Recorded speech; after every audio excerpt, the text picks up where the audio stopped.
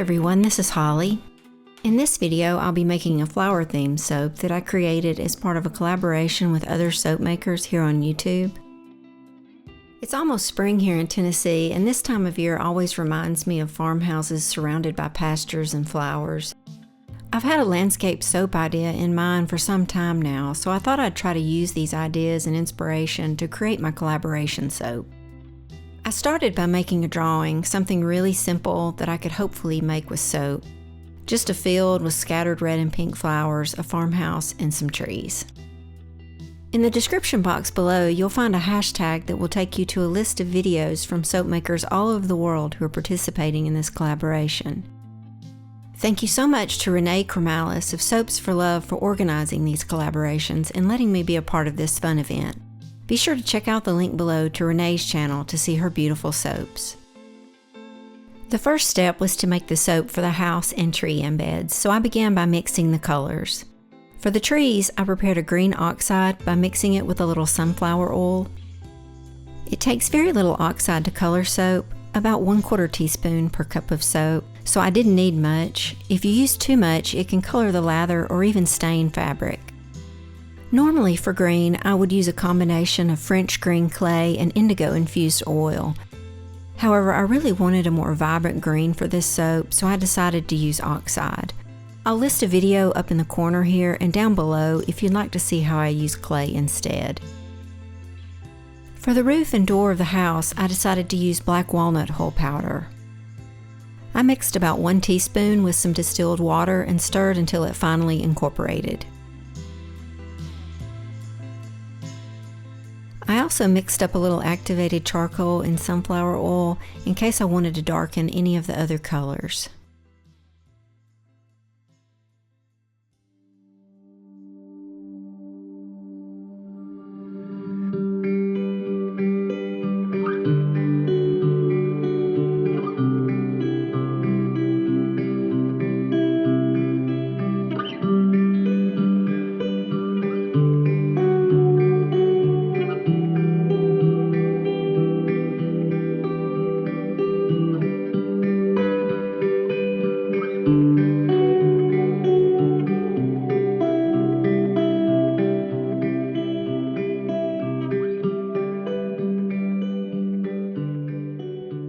After blending the soap almost to a medium trace, I divided the batch to create the different colors. Since I'm using this soap to create embeds, I just guessed at these amounts. For the brown soap, I used 1 teaspoon of the black walnut hull powder per cup of soap. For the soap that will become the trees, I created 2 shades of green for an in-the-pot swirl. I used 1/4 teaspoon green oxide per cup of soap for both, then added about 1/4 teaspoon activated charcoal per cup of soap to create the dark green color. For the white soap, I simply left it plain.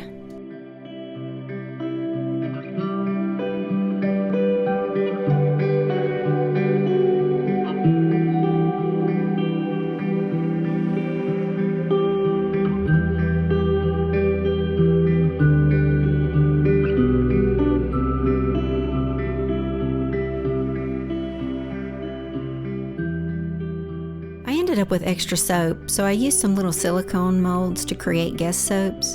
If you'd like to see how these turned out, I'll unmold them at the very end of this video. Once the green and white soap had set up enough, I decided to remove the center divider. I was thinking it might be more difficult to remove if I waited until the next day.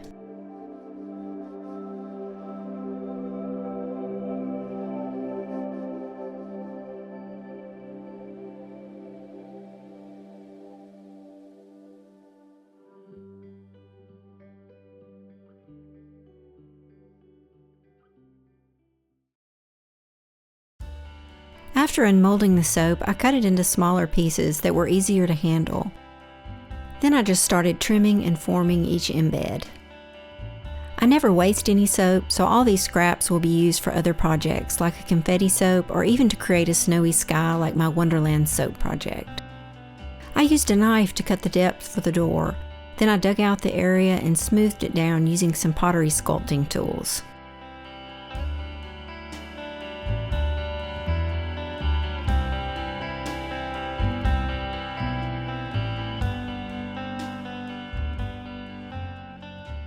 The soap was still soft and the pieces seemed to adhere just fine. However, I decided to help the roof a bit by rubbing the soap with a little distilled water before sticking the pieces together.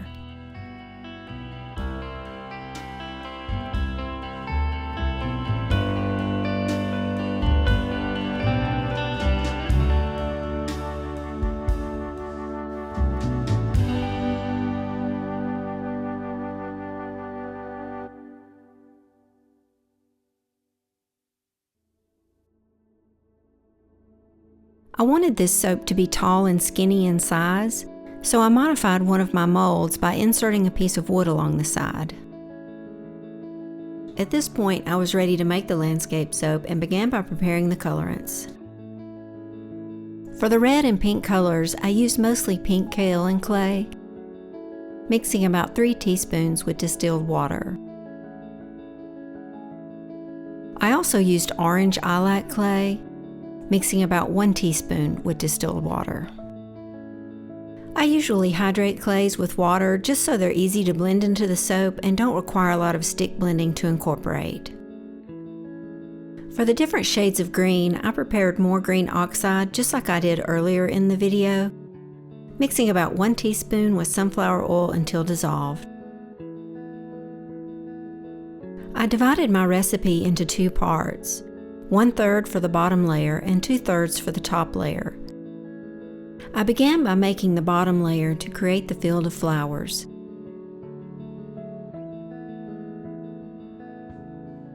Before adding the lye to the oils, I added an essential oil blend of eucalyptus, rosemary, and peppermint.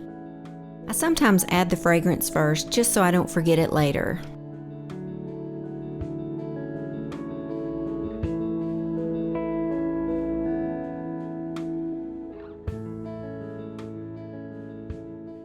To create the final part of this landscape soap, I had a specific technique in mind called Pointillism.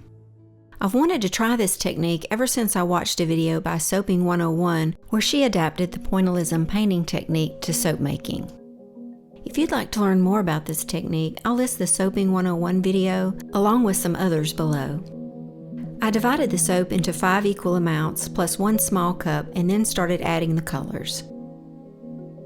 To create the dark green, I used 1/4 teaspoon green oxide per cup of soap and then added about 1/8 of a teaspoon activated charcoal. To create the medium green color, I used about 1/8 of a teaspoon green oxide per cup of soap. And finally, to create the light green, I used just a few drops of the green oxide. For the dark red, I added drops of pink kale and clay until I achieved the color I wanted. I ended up adding about 1/4 teaspoon per cup of soap. I then added a little activated charcoal to darken the red. For the light pink color, I added about 1/8 of a teaspoon of the pink kale and clay.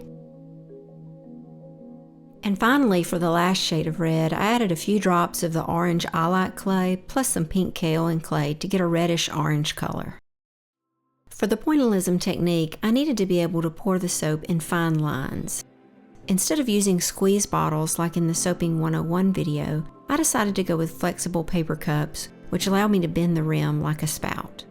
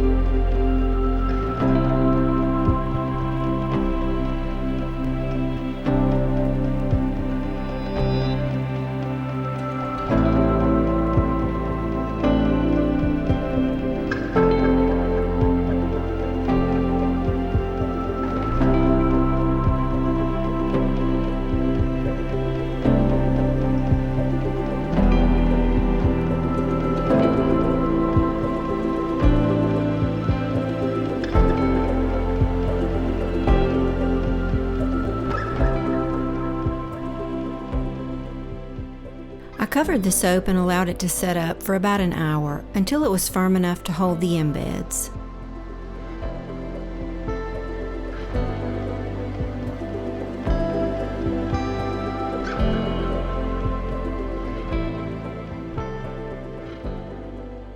actually made my house much bigger than I initially planned, so I only had room for one tree. After the embeds were placed, I prepared some indigo root powder for the final layers of soap. I just mixed about 1/4 teaspoon with a couple of tablespoons of sunflower oil.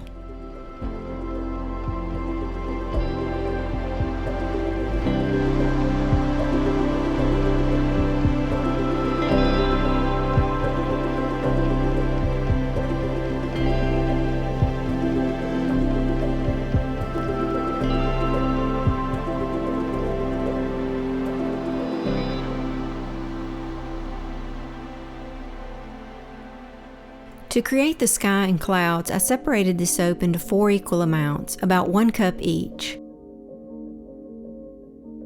For the light blue soap, I used about 1/8 of a teaspoon of the indigo oil. And for the medium blue soap, I doubled that amount to 1/4 teaspoon. And finally, to create the dark blue, I used about 1/4 teaspoon of the indigo oil, plus about 1/4 teaspoon of activated charcoal oil.